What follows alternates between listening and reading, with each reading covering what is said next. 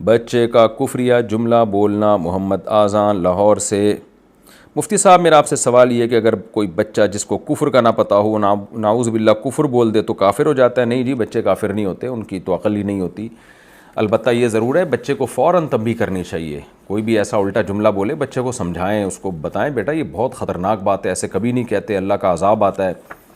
تو اس کو بچپن سے پابند بنائیں کہ ایسے الفاظ نہ کہا کرے.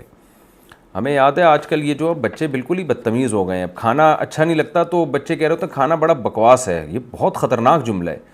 ہم کبھی ایسے بول دیتے تھے نا کہ ایسا بکواس ہے تو ہمیں بہت سخت ڈانٹ پڑتی تھی والدین کی طرف سے کہ رزق کو ایسے نہیں بولتے. آپ یہ بول دیں بھائی مجھے پسند نہیں آ رہا، میرا دل نہیں چاہ رہا کھانے کو، لیکن ایسے سخت الفاظ، کیا بکواس برگر ہے، کیا بکواس نہاری ہے، یہ لوگ لڑکے آج اس طرح کی بات کر رہے ہوتے ہیں.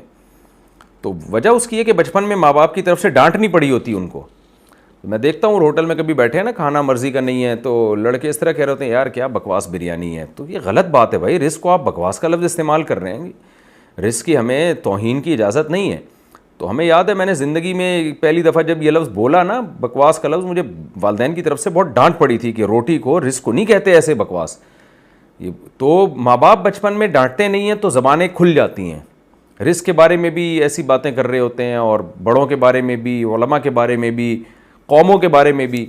ہم ایک دفعہ بیٹھے ہوئے تھے تو میں نے کسی قوم کو برا کہہ دیا والد صاحب کے سامنے، وہ فلانی قوم تو ایسی ہوتی ہے. میرے والد صاحب نے اتنا سخت ڈانٹا، بولا بیٹا ایسے کسی قوم کو نام لے کے کہنا کہ وہ ایسی بری ہوتی ہے یہ بہت بری بات ہے.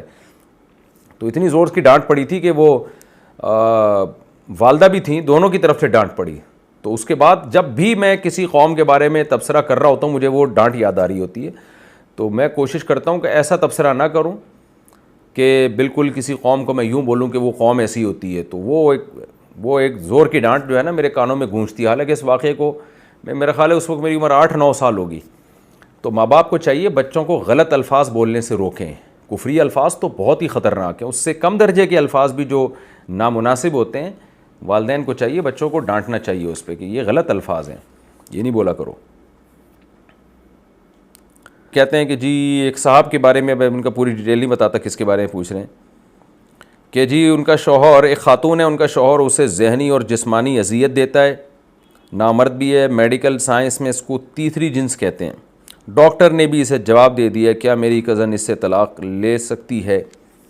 جی اگر بالکل اس میں وہ ڈیزائرز ہی نہیں ہے اور وہ بیوی سے ہم بستر پر قدرت ہی نہیں ہے اس کو، تو اس بیس پہ کورٹ سے خلا لیا جا سکتا ہے. اب مجھے نہیں پتہ بنگلہ دیش کی کورٹ کس طرح کے قوانین کو فالو کرتی ہے. بہرحال کورٹ سے اگر شرعی لحاظ سے خلا کی کوئی صورت ممکن نہ ہو تو بنگلہ دیش میں کسی بھی بڑے ادارے میں آپ جائیں، ڈھاکہ میں بڑے بڑے دینی مدارس ہیں، وہاں کسی بھی مفتی سے مسئلہ پوچھیں، وہ شوہر سے گلو خلاصی یا شوہر سے علیحدگی کا طریقہ بتا دیں گے کہ کس طرح سے طلاق ایسے شوہر سے لی جا سکتی ہے. بیماری کی وجہ سے عورت کا بال کٹوانا.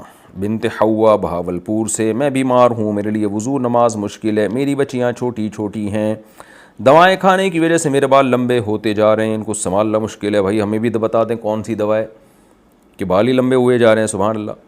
کیا ایسی صورت میں بالوں کو کٹوا دینا جائز ہے؟ عورت کے لیے لمبے بال رکھنا یہ شریعت کی ترغیب ہے، چھوٹے بال رکھنا شریعت میں پسندیدہ نہیں ہے. باقی اتنے چھوٹے کر دینا کہ بالکل ہی جیسے یعنی کندھے تک آ جائیں بال، یہ غلط ہے، ناجائز ہے. اتنے بال ہونے چاہیے عورت کے جس میں وہ چٹیا بنا سکے. تو اگر بہت زیادہ لمبے بال ہو گئے ہیں تو پھر آپ کنارے بھی کاٹ سکتی ہیں اور اتنے چھوٹے کیے جا سکتے ہیں کہ اس میں یعنی کمر کے نصف کمر سمجھ لیں آپ یا کمر کے آخری حصے تک، تو اس میں اگر چٹیا بنانا چاہیں تو بن سکے، لٹکے ہوئے بال ہو.